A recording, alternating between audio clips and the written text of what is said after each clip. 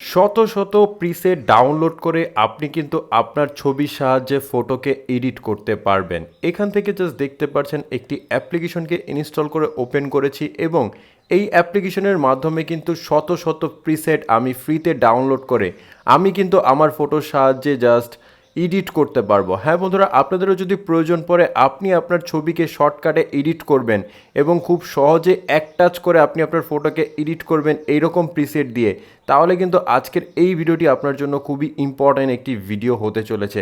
কেননা বন্ধুরা, আজকের এই ভিডিওর মাধ্যমে আপনাদের সাথে চমৎকার একটি অ্যাপ্লিকেশন শেয়ার করব।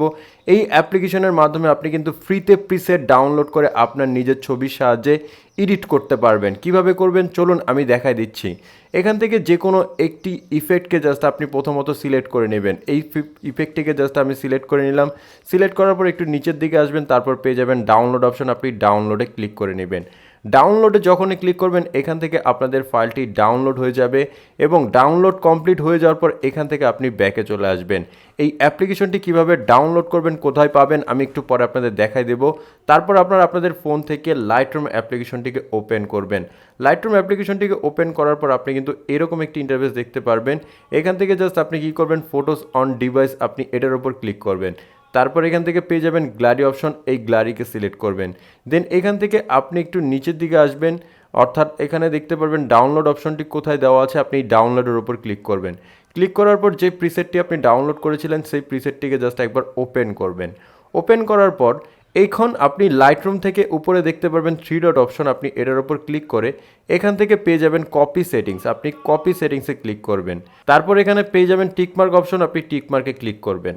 সেটিংসটি কপি হয়ে গেলে এখন আপনি এখান থেকে ব্যাকে চলে আসুন। ব্যাকে চলে আসার পর আপনাদের গ্যালারি থেকে যে কোনো একটি ফটোকে সিলেক্ট করে নিন। এই ফটোটিকে সিলেক্ট করার পর আপনি কিন্তু ফটোটির এরকম ইন্টারফেসটি দেখতে পারবেন। এখন জাস্ট আপনি 3 ডটে ক্লিক করুন। ক্লিক করার পর এখানে পেজ সেটিংসের উপর ক্লিক করে নেবেন। পেজ সেটিংসে যখনই আপনি ক্লিক করবেন এখান থেকে দেখতে পারবেন অটোমেটিকলি কিন্তু আপনাদের ছবিটি এডিট হয়ে গেছে। দেখুন আমার ছবিটি আগে দেখতে কিন্তু এরকম ছিল, তাই না? এখন আমি এডিট করার পর আমার ছবিটিকে দেখুন এরকম হয়ে গেছে।